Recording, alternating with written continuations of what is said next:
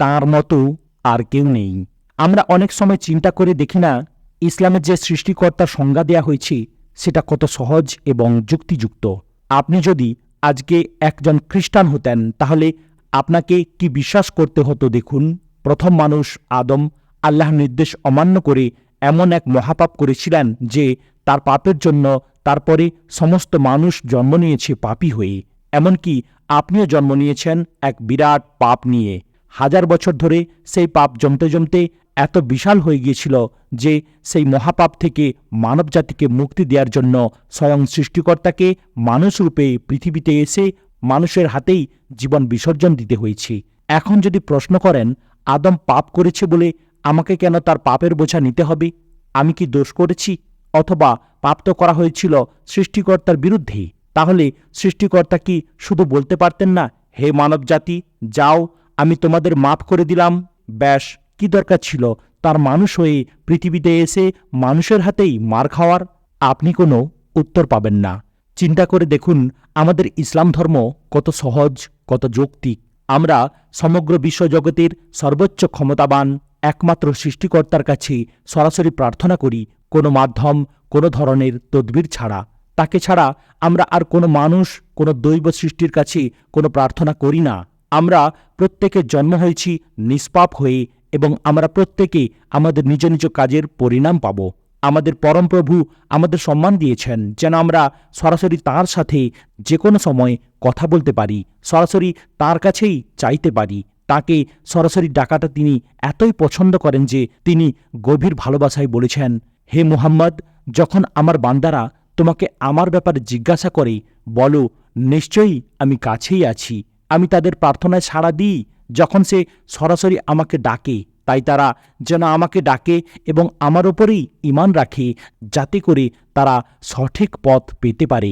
সূরা আল বাকারাহ আয়াত নম্বর 186। তার সাথে কথা বলার জন্য আমাদের কোনো অর্ধনগ্ন, দাড়ি গোঁফের জঙ্গল ভর্তি, দুর্গন্ধযুক্ত মানুষের কাছে যাওয়ার দরকার পড়ে না। আমাদেরই সাংস্কৃতিক মূল্যবোধ অনুসারে অশ্লীল কোনো মূর্তির সামনে আগুন ঘুরিয়ে তাকে ডায়াল করতে হয় না। কোনো পাদ্রীর, পীরের কাছে গিয়ে তদবির করতে হয় না। আমরা যে কোনো সময়, যে কোনো পরিস্থিতিতে, যে কোনো প্রয়োজনে সরাসরি স্বয়ং সৃষ্টিকর্তার কাছে আবেদন করার সম্মান পেয়েছি। আমাদের সুখ দুঃখের কথা সরাসরি তাঁকে বলার সুযোগ পেয়েছি। তিনি নিজেই বলেছেন, আমাদের যত অভিযোগ, যত দুঃখ, সব যেন আমরা শুধু তাঁকেই বলি, মানুষের কাছে যেন অভিযোগ না করি। তিনি আমাদের সমাধান করবেন, সেই প্রতিশ্রুতিও তিনি দিয়েছেন। এর চেয়ে বড় সৌভাগ্য আর কি হতে পারে? এর চেয়ে সহজ যৌক্তিক ধর্ম আর কি হতে পারে? লক্ষ্য করলে দেখবেন, অন্য ধর্মের মানুষেরা যখন বড় ধরনের বিপদে পড়ে, তখন তারাও কিন্তু সরাসরি স্রষ্টাকেই আকুল হয়ে ডাকে, হে ভগবান, ও গড। তখন কিন্তু তারা কোনো মূর্তি খোঁজে না এবং মূর্তি না পাওয়া পর্যন্ত প্রার্থনা বন্ধ রাখে না। বরং যেখানেই থাকুক, যে অবস্থাতেই থাকুক, সরাসরি স্রষ্টাকেই আকুল হয়ে ডাকে। স্রষ্টার সাথে মানুষের সরাসরি সম্পর্কটাই স্বাভাবিক। মাঝখানে অন্য কিছু নিয়ে আসাটা অস্বাভাবিক, অযৌক্তিক। সূরা ইখলাসে সৃষ্টিকর্তার মূল ধারণাকে মাত্র 4টি বাক্যে প্রকাশ করা হয়েছে। সূরা ইখলাসের প্রতিটি শব্দের গভীরতা, যৌক্তিকতা এবং প্রভাব নিয়ে এক একটি রিসার্চ পেপার লেখা যাবে। বলো, তিনি আল্লাহ, অদ্বিতীয়। কুল গলার ভেতর থেকে উচ্চারিত, অর্থ বলো। সাবধান থাকবেন, শুধু কুল অর্থ কিন্তু খাও। সলাতে সূরা ইখলাস পড়ার সময় ভুলেও বলবেন না, খাও, তিনি আল্লাহ, অদ্বিতীয়, ইয়াজুবিল্লাহ। এখন কেন আল্লাহ সুবহানাহু ওয়া তাআলা শুরু করলেন বলো দিয়ে? কেন তিনি শুধু বললেন না, তিনি আল্লাহ, অদ্বিতীয়? আপনাকে যদি জিজ্ঞেস করা হয়, আপনি কে? আপনি কি তার উত্তরে বলবেন, বলো, আমি জাবির, একজন মানুষ? নিশ্চয়ই না। তাহলে প্রশ্ন আসে, কেন বলো দিয়ে শুরু হলো? মানুষ যখন এসে নবী মুহাম্মদ সাল্লাল্লাহু আলাইহি সাল্লামের সাথে ইসলাম নিয়ে কথা বলতো, তারা প্রায়ই প্রশ্ন করত, আল্লাহ কে? তাঁর বংশপরিচয় কি? তার বৈশিষ্ট্যগুলো কি কি? এই সময়গুলোতে স্বয়ং আল্লাহ সুবহানাহু ওয়া তাআলা নবী সাল্লাল্লাহু আলাইহি সাল্লামের মুখ দিয়ে বলিয়েছেন, বলো, তিনি আল্লাহ, অদ্বিতীয়, অমুখাপেক্ষী, সব কিছু তাঁর উপর নির্ভরশীল।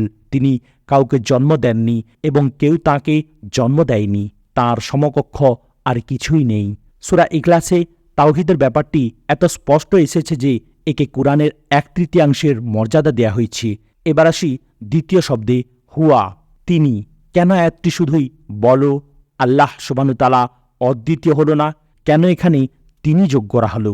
যখন নবী সাল্লাল্লাহু আলাইহি সাল্লামকে খ্রিস্টান, ইহুদি, মুশরিকরা আল্লাহর ব্যাপারে জিজ্ঞেস করেছিল, আল্লাহ সুবহানাহু ওয়া তাআলা তাদের উত্তরে বলেছেন যে তিনি কোনো নতুন উপাস্য বা মাবুদ নন। ইসলাম কোনো নতুন ধর্ম নয় যে এখানে কোনো এক নতুন উপাস্যের ধারণা দেয়া হয়েছে। অধিকাংশ ধর্মগুলোতে নতুন নতুন উপাস্য নিয়ে আসে। কিছু ধর্মবিকট আকৃতির অনেকগুলো হাত পা সহ এক মানুষরূপী প্রাণীকে উপাস্য বলে দাবি করে। কোনো ধর্ম কোনো এক দাড়িওয়ালা বয়স্ক ভদ্রলোককে উপাস্য বলে দাবি করে। আবার কেউ বলছে ইলাহ হচ্ছেন একজন কৃষ্ণাঙ্গ মানুষ। কিন্তু সমগ্র সৃষ্টি জগতের একমাত্র উপাস্য যে এক, তিনি যে আল্লাহ সুবহানাহু ওয়া তাআলা, সেটাই এখানে তিনি ব্যবহার করে জোর দেয়া হয়েছে। ইহুদি, খ্রিস্টান, আরব মুশরিকরা যেই সর্বোচ্চ প্রভুকে ইতিমধ্যেই এল্লাহি, এলোহিম ইত্যাদি বলে জানত, ইসলাম তাকেই একমাত্র মাবুদ হিসেবে দাবি করে। রাসূলুল্লাহ সাল্লাল্লাহু আলাইহি ওয়াসাল্লাম সাহাবাগণকে জিজ্ঞাসা করেছিলেন, তোমরা কি এক রাতে 1/3 কুরআন পড়তে পারো? প্রস্তাবটি তাদের কাছে ভারী মনে হলো।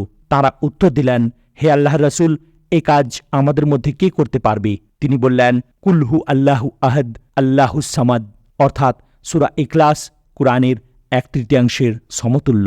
সহিহুল বুখারী 5015। আপনি যদি আফ্রিকার আদিবাসী জুনু সম্প্রদায়ের কাউকে জিজ্ঞেস করেন তাদের সৃষ্টিকর্তা মবলিংকাঙ্গি কে, সে বলবে হাউ উমনিম জানি উইয়েনা উমিয়া ওয়াইংসওয়েলে আকাজালি ইয়েনা ফুথি আকাজাল ওয়াগনা ফুথি আখুগুল্লুতুমো অলুফানা নাই, অর্থাৎ তিনি পবিত্র এবং পরমাত্মা। তিনি কাউকে জন্ম দেন না, কেউ তাকে জন্ম দেয়নি, এবং তার মতো আর কিছুই নেই। ঋগ্বেদের একটি বিখ্যাত শ্লোক একমে বাগ দ্বিতীয়ম, অর্থাৎ উপাস্য মাত্র একজনই, দ্বিতীয় কেউ নেই।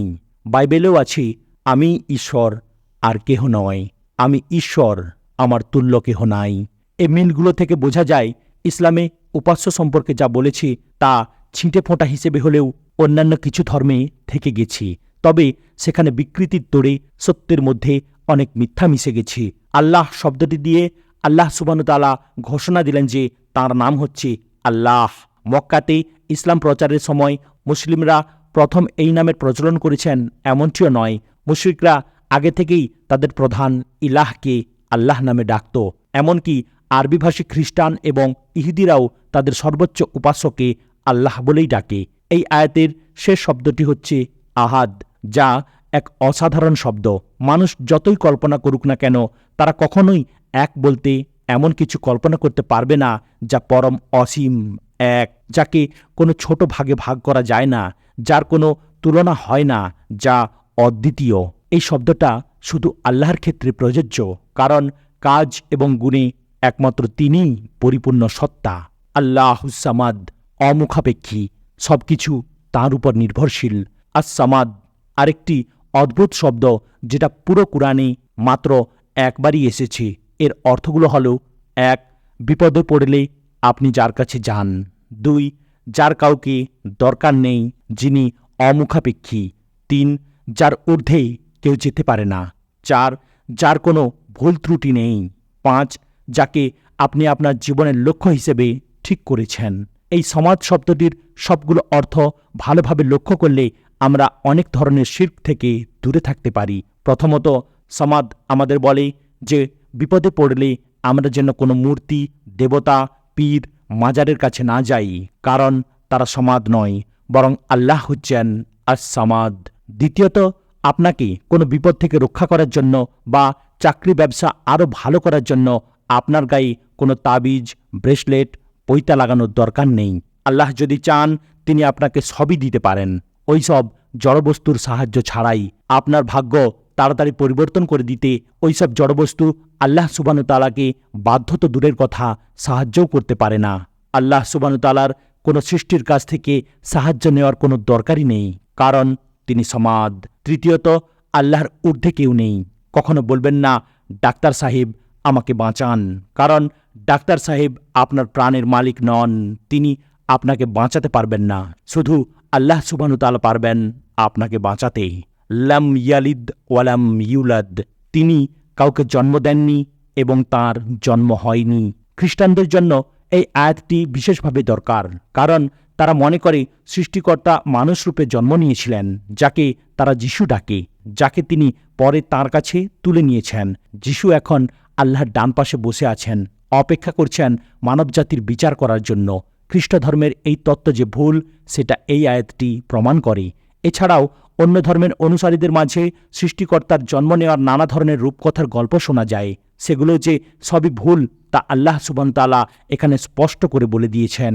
অনেকেই অনেক দর্শন পড়ে ধর্মের নানা রকম ধারণা বয়ে নিয়ে বেড়ায়। বহু বছরের ভুল ধারণা থেকে তৈরি ভুল প্রশ্ন তাদের মাথায় ঘোরাঘুরি করে।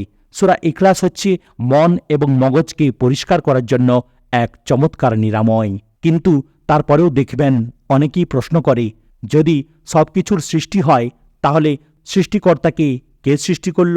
উত্তর, লাম ইয়ালিদ ওয়ালাম ইউলাদ, কেউ না। কিন্তু কেন কেউ না? যদি এই মহাবিশ্বের সৃষ্টিকর্তা থাকে, সব কিছুরই যদি একজন স্রষ্টা থাকে, তাহলে তো সৃষ্টিকর্তাকেও কারো না কারো সৃষ্টি করতে হবে, তাই না? এটা একটি দার্শনিক প্যাঁচ। এদেরকে আপনি প্রশ্ন করুন যে আল্লাহকে সৃষ্টি করেছে, তাকে কে সৃষ্টি করেছে? সেই মহাস্রষ্টাকে, যে মহাস্রষ্টা সৃষ্টি করেছে, তাকে কে সৃষ্টি করেছে? সেই মহাস্রষ্টাকে যে সৃষ্টি করেছে, তাকে, আল্লাহকে সৃষ্টি করেছে কে? প্রশ্নগতভাবে প্রশ্নটাই ভুল। মানুষকে কে এঁকেছে, এই প্রশ্নটা যেমন ভুল। মানুষকে আঁকা যায় না, ছবিকে আঁকা যায়। আল্লাহ সুবহানাহু ওয়া তাআলা এমন একজন সত্তা, যার ক্ষেত্রে সৃষ্টিক্রিয়াটি প্রযোজ্য হয় না, কারণ তিনি সমস্ত কিছুকে অনস্তিত্ব থেকে অস্তিত্বে এনেছেন। সৃষ্টিক্রিয়াটিও তাঁরই সৃষ্টি। ওয়ালাম ইয়াকুল্লাহু কুফুয়ান আহাদ, তাঁর সমকক্ষ আর কিছুই নেই। কুফু শব্দটির অর্থ সমকক্ষ, যার সমান পদ রয়েছে। যেমন বিয়েতে স্বামী স্ত্রী হচ্ছে একজন আরেকজনের কুফু, কারণ তাদের ব্যাপারে কিছু মিল আছে। যুদ্ধক্ষেত্রে একই পদের যারা থাকে, তারা একে অন্যের কুফু। আল্লাহ সুবহানাহু ওয়া তাআলা এখানে আমাদের বলছেন যে তার সমকক্ষ আর কেউ নেই। এই আয়াতটি তাদের জন্য উত্তর, যারা বলে, আচ্ছা, আল্লাহকে কেউ জন্ম দেয়নি, ঠিক আছে, মানলাম, তিনি এখনও কাউকে জন্ম দেননি, কিন্তু তার মানে তো এই না যে কেউ তাঁর সমান হতে পারে না। যিশু প্রভু হতেই পারেন। এর একটা চমৎকার উত্তর আছে আরেকটি সূরায়। কিভাবে তার সন্তান হতে পারে, যেখানে তার কোনো সঙ্গী নেই, যেখানে তিনি সবকিছু সৃষ্টি করেছেন এবং সবকিছুর ব্যাপারে সব জানেন? সূরা আল আনাম আয়াত নম্বর 101। উল্লেখযোগ্য ব্যাপার হল, কুফু শব্দটি আস-সামাদের মতো পুরো কোরআনে মাত্র একবারই এসেছে। সূরা ইখলাসে এরকম দুটি শব্দ আমরা পাই, যা পুরো কোরআনে মাত্র একবার করে এসেছে, শুধু সূরা ইখলাসে। কোরআনে আর কোনো কিছুর বেলায় এই শব্দ দুটো ব্যবহার করা হয়নি। আরবিতে এই শেষ আয়াতটির বাক্য গঠন অদ্ভুত। প্রচলিত আরবি ব্যাকরণ অনুসারে বাক্যটি হওয়ার কথা ওয়ালাম ইয়াকুন আহাদুন কুফুয়ান লাহু, কিন্তু আল্লাহ সুবহানাহু ওয়া তাআলা শেষ তিনটি শব্দকে ভিন্নভাবে ব্যবহার করেছেন। তিনি লাহু অর্থাৎ তাঁর সাথেকে আগে নিয়ে এসেছেন। আরবিতে এটা করা হয় যখন কোনো কিছুকে বিশেষভাবে শুধু অর্থে উল্লেখ করা হয়, যেমন হামদুল্লাহু অর্থ প্রশংসা তাঁর, কিন্তু লাহুল হামদ অর্থ প্রশংসা শুধু তাঁরই। একইভাবে লাহু কুফুয়ান আহাদ ব্যবহার করে এই আয়াতটিতে বিশেষভাবে বলা হয়েছে শুধু তাঁর ক্ষেত্রে সমকক্ষ আর কিছু নেই। এখানে বিশেষভাবে বলা হয়েছে যে আল্লাহ সুবহানাহু ওয়া তাআলা ছাড়া বাকি আর সব কিছুর সমকক্ষ থাকতে পারে, কিন্তু একমাত্র তাঁর বেলায়, শুধুই তাঁর বেলায় কোনো সমকক্ষ নেই এবং থাকতে পারে না। আহাদুন।